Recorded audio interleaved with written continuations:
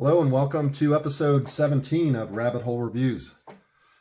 We're going to take a quick look at a revolver that I bought this week on impulse, really. And I took it out today and ran about 100 rounds through it.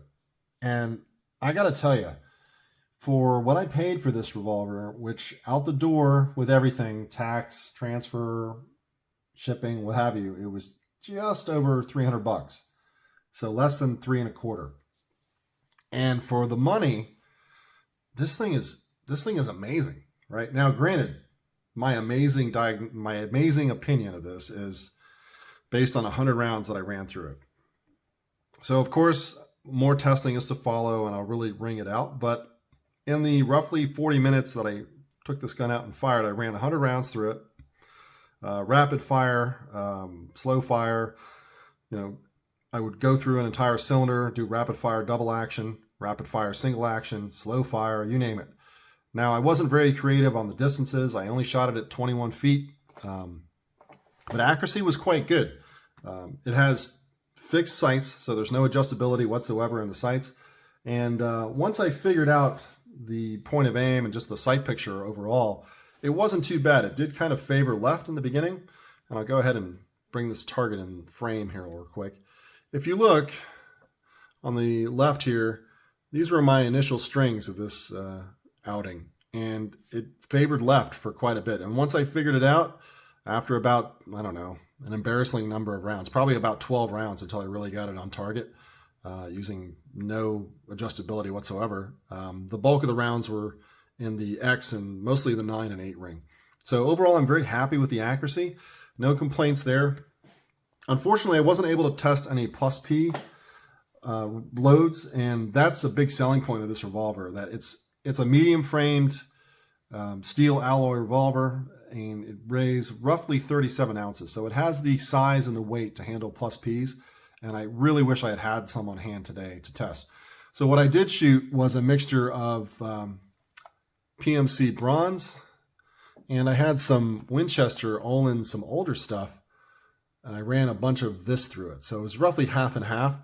I really couldn't tell you which was more accurate because I kind of just dumped them all in a bowl and I just loaded the rounds as you saw them.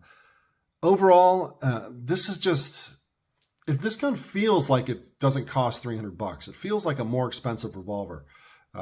One thing you'll notice about it is that it has a sort of like a black oxide finish. I'll bring it a little bit closer. It's very mil spec-ish, if that even makes sense, because I don't think there is a mil spec for this. It reminds me of like a Lend-Lease revolver from World War II, or like a military issue revolver where they're not putting any high polished bluing on it. It's very utilitarian. I think it's relatively durable for what it is. Just a really solid gun. I'm going to go ahead and level 2 criticisms against this gun, as I try to do in every review that I do. The first is the Taurus safety system, which, okay, so I get it. A lot of revolvers, Smith & Wesson included, they're putting, things like the external locks, so you can lock out a revolver like you can a semi-automatic. So kind of like the Hillary hole that, the Smith & Wesson has on the side. I've got a couple of revolvers that have that from Smith & Wesson. This one has that same kind of concept down here. If you look right at the base of the hammer, there's a special key that you have to use, which it comes with 2 in the box, but you have to use a key if you want to lock it out. And the real problem is that you have to have that key if you want to render the weapon operable again. And if you are somewhat separated from that key somehow, or it gets lost, or you give this revolver to somebody else and you forget to unlock it, or they get the key and then they lose it, there's like 10 different ways this could probably get you killed.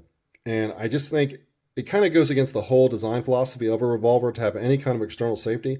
I think that's idiotic, but nobody at Smith & Wesson corporate or Taurus is calling me up to ask my opinion, right? So a lot of companies are doing this kind of stuff now. I think it's terrible, because yes, you can have an external safety on a semi-automatic pistol, but it can be deactivated by the operator. They don't require a special key in most cases, right? Unless it's like Bursa or some of these other oddball companies. As long as you have thumbs or fingers, you can operate the safety. You don't need a manual. You don't need a key. You don't need to know anything. even on a semi-automatic. And here, this really goes against the whole simplicity of the revolver concept by adding a layer of a safety mechanism. I think it's just, that's horrendous, right? All right, so I got that criticism out of the way. The second criticism, which, my Smith & Wesson Model 10-10 has the same kind of sight picture, is, yes, I understand the rear is completely non-adjustable, and that's good and bad, I guess. But what they don't have is the front blade. I wish they had done some sort of insert where you could put like a green or a white or a red insert or something. Now you could put some nail polish on there or do whatever. There's workarounds for that. So I'm not really going to fault it, but I really had to come up with something to criticize this revolver on. And those were really the only two things I could come up with in the time that I've had this. And granted, it's only been a few days, right? Maybe I'll run a few hundred more rounds through it later this week, and I might have malfunctions or have some issues. But as of right now, I'm 100% pleased with this revolver. So let's rattle off some specifications real quick, and then I'll continue to brag about it. So the published weight on this is 37 ounces. It says 9 1/4 inches long. I don't know if that's for different barrel lengths, but this barrel length is 4 inches. The width is 1.5 inches. The height is 5.5 inches. And of course, the cartridge it shoots is 38 special plus P rating, double single action. And I have a published number of 900 foot-pounds, or 900 feet per second, if you use 125 grain 38 special plus P. So I didn't have any of those to test, and I don't, as of yet, have my chronograph, which will be featured on the channel later, where I'll be able to test the foot per second claims. And of course, it's a 6-round cylinder with fixed sights. One of the really nice things about this revolver is that it's plus P rated. And I guess that kind of makes sense, right? Because it's a medium-sized revolver. It's a steel alloy frame. You definitely have the size and the mass to make it plus P rated. I really don't like 38 revolvers that are not plus P rated. I really think that's a deal breaker in my view. It's one thing to have a revolver that's 38 special and not 357, but it's another, I think, to have a revolver in 38 special that can't handle everything that 38 special has to offer. Because you could be in a situation where you don't get to pick the ammo that you have. They're just 38 special availability, whether that be in a store shelf or in emergency situations. And yes, you could probably fire the rounds anyway, but is it advised? Is it good? Probably not.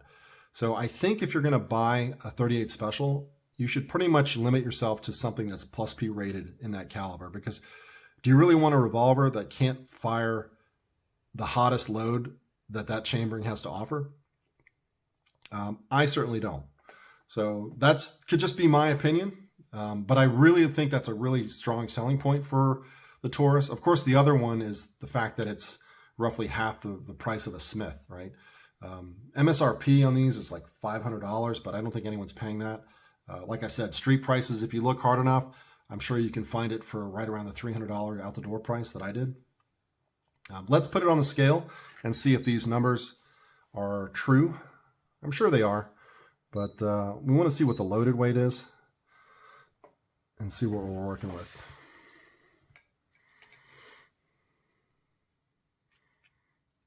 I tell you, these scales, man. 38.19 ounces. Makes me wonder about that last little bit. Okay, let's try it again. All right, so 38.19 ounces. I like how it's trying to figure out if it's between 0.19 and 0.20. We're going to help its decision-making process along. We're going to add a few more rounds. This is the 158 grain Olin's Winchester full metal jacket, nothing fancy.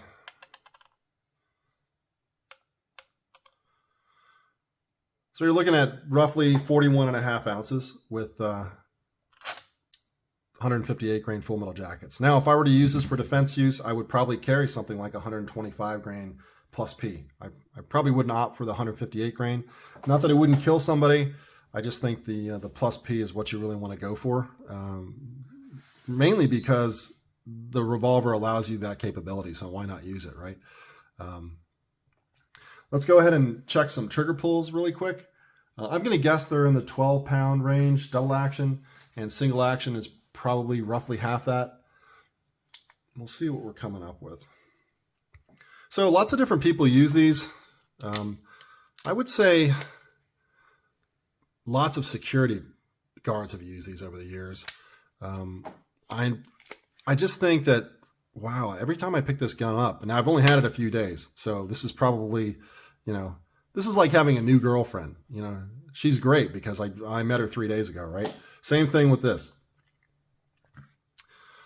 So, of course, the Brazilians have used these. The Brazilian National Police used them at one point. They don't anymore because it's, it's pretty obsolete at this point, right? The Carabineros de Chile, the uniformed Chilean police, use these. And like I said, probably millions of security guards since 1982 have used this gun. Let's see if my trigger gauge is going to cooperate. I just get paranoid about clearing these weapons. Let's see.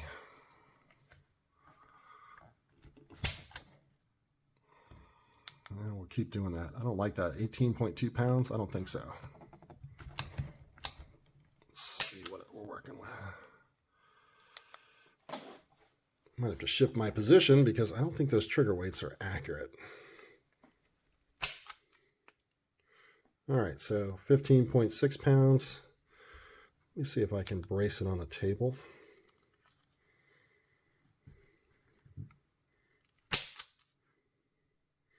$14.8, 14.4,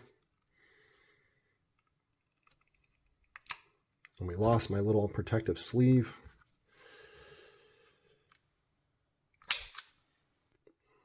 20.8, kind of all over the map today.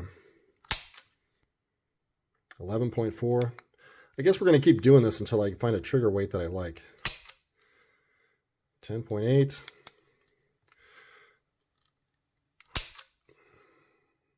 12.4.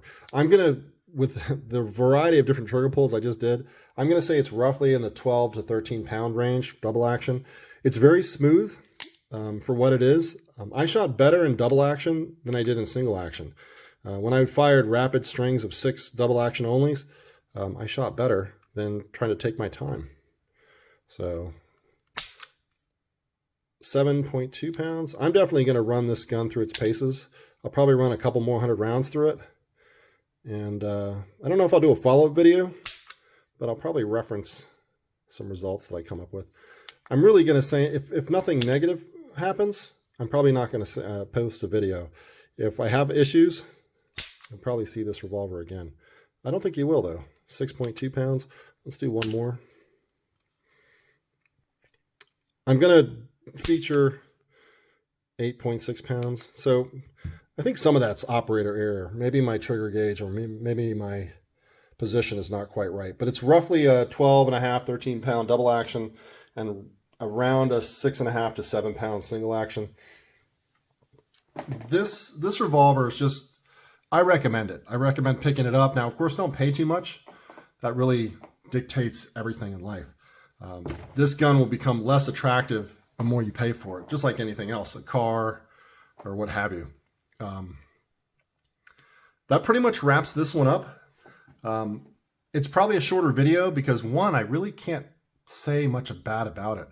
Now, I shot 100 rounds, so that's my point of reference. I'm a sample size of 1. I shot 2 different loads at 21 feet and only 100 rounds total. So as far as initial impressions go, the 2 thumbs up. We'll go ahead and show you the box real quick that it comes with. And actually got all in frame this time. Nothing spectacular. Cardboard box, owner's manual, standard warnings. And here are those keys that insert into the base of the hammer. So you pretty much have to have these in storage or have it somewhat accessible, because if you ever need this gun and you've somewhat locked it out, you're going to have it. Personally, my recommendation, as far as what I would do, I'm never going to bother with that hammer safety. That's, to me, is ludicrous. But I understand why they do it. I think that's just the nanny state that we live in nowadays. That's people have to be protected from themselves, and that's just one more thing. Anyway, I'm going to get off my soapbox, and I'm going to wrap this video up. This has been a kind of off-the-cuff review of the Taurus Model 82 38 Special Plus P rated medium frame steel alloyed revolver in production and in widespread use since 1982.